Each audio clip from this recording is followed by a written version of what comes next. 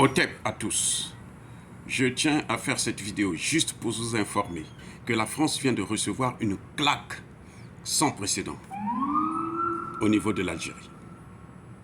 Vous vous souvenez du voyage d'Emmanuel Macron il y a quelques mois en Algérie, où il était parti faire son cinéma et il avait été humilié, où les gens carrément criaient « Fuck Macron ». Je ne vais pas traduire ça en français pour ne pas heurter certaines sensibilités, mais en tout cas, ils l'ont dit en Algérie.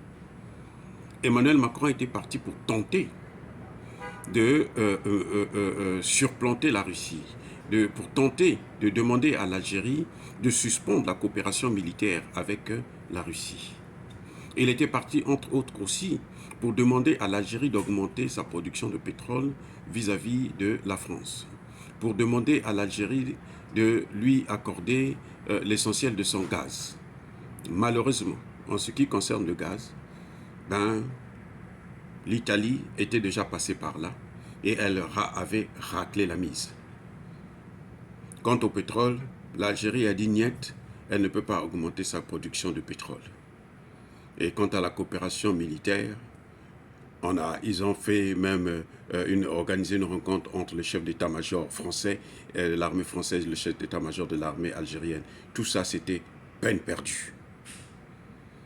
Les journalistes algériens de la chaîne publique de l'Algérie l'avaient déjà dit que Emmanuel Macron est reparti la tête entre les cuisses. Eh oui, et c'est ce qu'il attend dans le Sahel et dans le golfe de Guinée. Et qu'est-ce qui s'est passé après? Il y a 1 ou 2 semaines, il a envoyé son gouvernement, ou plutôt j'allais dire son gouvernement a déménagé pour aller en Algérie. 16 ministres, y compris la première ministre, 16.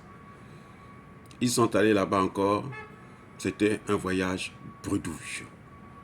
Ils n'ont rien obtenu de concret, jusqu'à preuve de contraire. La Russie vient d'envoyer sa flotte militaire pour des exercices militaires en Algérie avec les forces armées algériennes.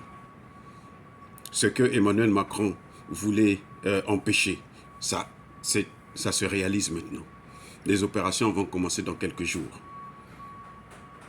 Donc, une fois de plus, la France a été vaincue, battue sur le sol africain.